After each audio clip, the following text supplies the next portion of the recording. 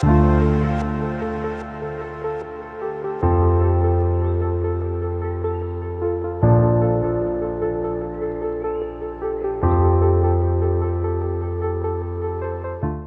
दोस्तों, कैसे आप सब। स्वागत है आपका मेरे YouTube चैनल पे जिसका नाम है वीपी आयुर्वेद।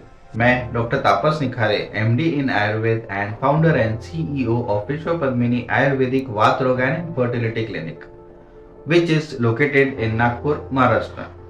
दोस्तों, आज का टॉपिक बहुत ही सिंपल है और बहुत ही कॉमन टॉपिक है, जो है जॉइंट्स पेन। अब जॉइंट्स पेन मैं इसलिए बोल रहा हूँ क्योंकि इसमें सभी जॉइंट्स को मैं कवर करने वाला हूँ। आज का टॉपिक ज्यादा लंबा ना हो, इस वजह से मैं इसे दो ही पार्ट में कन्वर्ट करूंगा। फर्स्ट पॉइंट, जॉइंट पेन क्यों होता है, जॉइंट पेन की वजह क्या है। तो आइए शुरू करते हैं। जॉइंट पेन यानी हमारे बॉडी में जो स्टिफनेस आती है, मीन्स कभी कभार हमें लगता है कि हमारा जॉइंट जैसे ही मूवमेंट होता है वैसा पेन करना चालू होता है। अब ये पेन क्यों होता है, कई बार हमारा मसल वीकनेस होता है और बॉडी में आर्म पैदा होता है। आर्म यानी क्या, तो आर्म यानी जैसे हम बोल सकते हैं कि अनडाइजेस्टेड पार्ट। आयुर्वेद के हिसाब से ये अनडाइजेस्टेड पार्ट होता है जो कि हमारी बॉडी में टॉक्सिन्स पैदा करता रहता है। जो हम फूड इंटेक करते हैं उसे बॉडी पूरी तरीके से डाइजेस्ट नहीं कर पाती है, तो वो कन्वर्ट हो जाता है अनडाइजेस्टेड पार्ट में, यानी कि आर्म में। अब ये बॉडी में आर्म जब जम के बहुत सारा जम जाता है तो ये टॉक्सिन्स पैदा करता है। अब आर्म यानी टॉक्सिन ही हो गया है बॉडी का, तो इसे बाहर हम नहीं निकालते। हम क्या करते हैं, टेम्परेरी तौर पे पेन किलर्स ले लेते हैं और पेन किलर्स लेने के बाद फिर तो आपको बहुत ज्यादा आराम मिलना चालू हो जाता है। तो आप सोचते हो कि अब तो जॉइंट पेन चला गया है, लेकिन क्या होता है, आपने नोटिस किया होगा कि जब तक कि आप पेन किलर्स ले लेते हैं तब तक कि आपका पेन एकदम बढ़िया रहता है, आपको कोई प्रॉब्लम नहीं होती। लेकिन जैसे ही आपने पेन किलर्स बंद किया तो फिर आपका प्रॉब्लम जहाँ के वहाँ आपको लगता है कि आपको ऐसा लगता है कि अब जॉइंट पेन तो खत्म ही नहीं हुआ है वो फिर से, इसलिए आप फिर और कंटिन्यू करते रहते हैं। अब ये कंटिन्यू करते करते आपको उसकी आदत पड़ जाती है।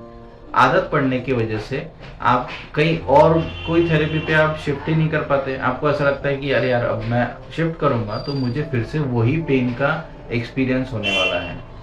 तो क्या होता है, आप शिफ्ट नहीं करते, आप कंटिन्यूसली पेन किलर्स लेते रहते हैं। फिर कुछ महीनों के बाद आपको ऐसा लगता है कि ठीक है, अभी पेन किलर्स चल रहे हैं ना, अभी इसे बंद करूंगा तो वापस पेन शुरू हो जाएगा, फिर वही प्रॉब्लम आ जाएगी, मैं अपना काम नहीं कर पाऊंगा, कुछ नहीं कर पाऊंगा। इस वजह से आप कंटिन्यू करते रहते हैं और देखते ही देखते आपके महीना, 6 महीना, साल ऐसे निकल जाते हैं। और फिर एट लास्ट जब आपका एज बढ़ जाता है, जब आपकी प्रॉब्लम्स भी बढ़ जाती है, तो फिर आपको लगता है कि नहीं, अब इसका मुझे परमानेंट सोल्यूशन मिलना चाहिए। तो फिर आप आते हैं आयुर्वेद के पास। अब गाइस, मैं ये अपने खुद के पर्सनल एक्सपीरियंस से बता रहा हूँ। पेशेंट्स बहुत जगह घूम के आयुर्वेद के पास एंड में आते हैं, तो ऐसा नहीं होना चाहिए। आयुर्वेद में अगर आप स्टार्टिंग में ही आ गए तो फिर आपको हर चीज का सोल्यूशन स्टार्टिंग में ही मिल जाएगा। जो आप सोचते हैं ना कि आयुर्वेद बहुत स्लो थेरेपी है, ऐसा बिल्कुल भी नहीं है। आयुर्वेद भी फास्ट हो सकती है अगर आपने अपना ट्रीटमेंट स्टार्टिंग से ही आयुर्वेद में कराया। वो स्लो इसलिए हो जाता है और इतना टाइम कंज्यूमिंग इसलिए हो जाता है क्योंकि आप स्टार्टिंग में एलोपैथी चले जाते हैं, आप वहाँ पे पेन किलर्स ले लेते हैं। पेन किलर्स की वजह से आपका वो क्रॉनिसिटी बढ़ जाती है। अगर आपने स्टार्टिंग में ही आयुर्वेद से कंसल्ट कर लिया तो फिर आयुर्वेद की मेडिसिन आपको बहुत अच्छा रिजल्ट दे सकती है, ये मैं 100% बोल सकता हूँ। तो गाइस, अभी ये पार्ट हो गया कि हमारे इसमें जॉइंट्स पेन एक तो आर्म की वजह से होता है और दूसरा होता है आपका जो मसल वीकनेस आ जाती है उसकी वजह से भी होता है। ये दो स्पेसिफिक मेन रीजन होते हैं, बाकी सब और रीजंस भी होते हैं। अगर वो कवर करने जाऊंगा तो टॉपिक बहुत ज़्यादा लंबा हो जाएगा, इसलिए मेन आप रीजन ये समझ के चलिए कि आपका आर्म और आपके इसमें वात बढ़ जाता है और आपके इसमें मसल वीकनेस भी आ जाती है। तो ये मेन रीजन होते हैं आपके जॉइंट्स पेन के। अब इसका सोल्यूशन मैंने आपको जैसे कि पहले बताया था कि हम दो पार्ट में कवर करेंगे। इसका सोल्यूशन मैं बताता हूँ। इसका सोल्यूशन आयुर्वेद में है। इस चीज़ के लिए आप अपने बॉडी से जो टॉक्सिन्स है वो बाहर निकालेंगे तो ऑटोमेटिकली आपका जो पेन है वो सबसाइड हो जाएगा।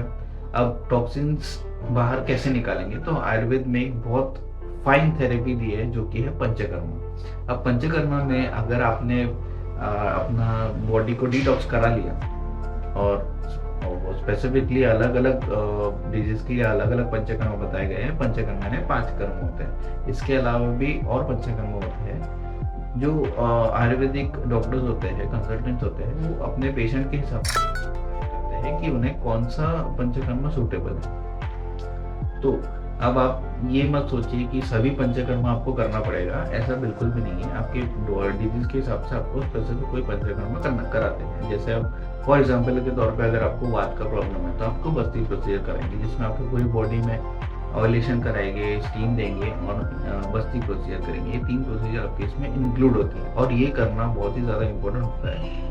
एज अ वात रोग एक्सपर्ट मैं ये बता सकता हूँ कि मैं हर एक पेशेंट में बस्ती करवाता ही हूँ पंचकर्म, क्योंकि मुझे उनका रूट कॉज से डिजीज खत्म करनी होती है। अगर मैं भी उन्हें से पेन किलर जैसा ही कुछ ट्रीट करूँ, टेम्परेरी रिलीफ दूँ, तो फिर आयुर्वेद में वो लोग क्यों आएंगे? पेशेंट्स आयुर्वेद में क्यों आएगा? पेशेंट आयुर्वेद में तभी आता है जब वो पेन किलर्स खा खा के परेशान हो जाता है। और गाइज, अगर मैं रूट कॉज से उनका डिजीज खत्म नहीं करूँगा तो फिर मेरी इसमें स्पेशलिटी की कोई ज़रूरत ही नहीं होती है। मैं भी जनरलाइज प्रैक्टिस कर सकता हूँ, लेकिन स्पेशलाइज प्रैक्टिस का यही बेनिफिट मिलता है मुझे कि पेशेंट सब जगह से जब आता है तो पेशेंट को एक उम्मीद होती है कि मैं यहाँ पे जाऊँगा तो मुझे सोल्यूशन मिलेगा, और मेरे पास मैं उनको वो सोल्यूशन देने की बहुत कोशिश करता हूँ। पेशेंट्स को सोल्यूशन मिलते भी हैं, बट कैसा है कि पेशेंट ने डाइट और ये सब चीज़ें हम जैसा बताते हैं वैसा पंचकर्म भी करना चाहिए, डाइट भी फॉलो करना चाहिए और रेगुलर मेडिसिन भी लेना चाहिए। पेशेंट्स इस चीज़ का सलूशन यही है कि आप आयुर्वेदिक के पास आइए, आपके पास मेडिसिन है। मैं आपको अगर मेडिसिन बता भी दूँ तो भी आपको डोजिंग नहीं समझ में आएगी। तो मेडिसिन मैं बता सकता हूँ, लेकिन मेरा सजेशन यही रहेगा कि आप चाहे आप नागपुर में हैं या फिर बाहर गाँव है, आपको अपने पास वाले किसी आयुर्वेदिक कंसल्टेंट से कंसल्ट करना चाहिए और फिर उनसे मेडिसिन ले। अंडर सुपरविजन ही सब चीज़ें आपको करना चाहिए, क्योंकि पंचकर्म भी कराना पड़ता है, इसमें साथ साथ मेडिसिन भी लेना पड़ता है। डोजिंग अगर कम ज़्यादा होगी तो आपको प्रॉब्लम होगी। ऐसा नहीं है कि आयुर्वेद बिल्कुल भी प्रॉब्लमेटिक नहीं है। अगर आपने कोई भी चीज़ का अति सेवन किया, यानी ओवरडोज कोई भी चीज़ का लिया, तो आपको वो हानि ही देगा, ये नेचुरल टेंडेंसी है। तो फिर गाइज, बस आज का वीडियो हम इसमें ख़त्म करेंगे कि आपको जब अक्यूट पेन है, यानी तुरंत का पेन है, तो आप आयुर्वेद के पास आइए। इसे क्रॉनिक पेन में कन्वर्ट ना होने दें। अगर क्रॉनिक पेन है, अगर आपने ठीक है, आपने क्रॉनिक पेन आपको कन्वर्ट हो गया है क्रॉनिक पेन में, आपको क्रॉनिक पेन बहुत सालों से है, तो फिर आप आयुर्वेद की तरफ ज़रूर आइए।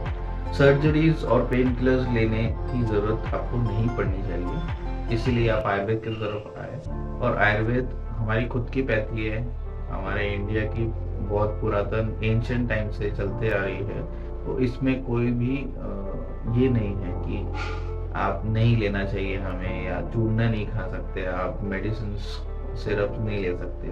अभी बहुत सारी टैबलेट्स है, मेडिसिन है, सिरप्स है, काढ़े हैं, इतनी सारी चीज़ें हैं। आपको जब आप सर्जरी नहीं करना चाहते तो आप आयुर्वेद की तरफ 100% डाइवर्ट हो सकते हैं।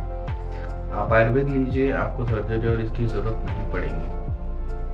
ठीक है, तो अगर आपको ये वीडियो अपने लिए यूजफुल लगा तो आप इसे लाइक, सब्सक्राइब और शेयर ज़रूर करिए।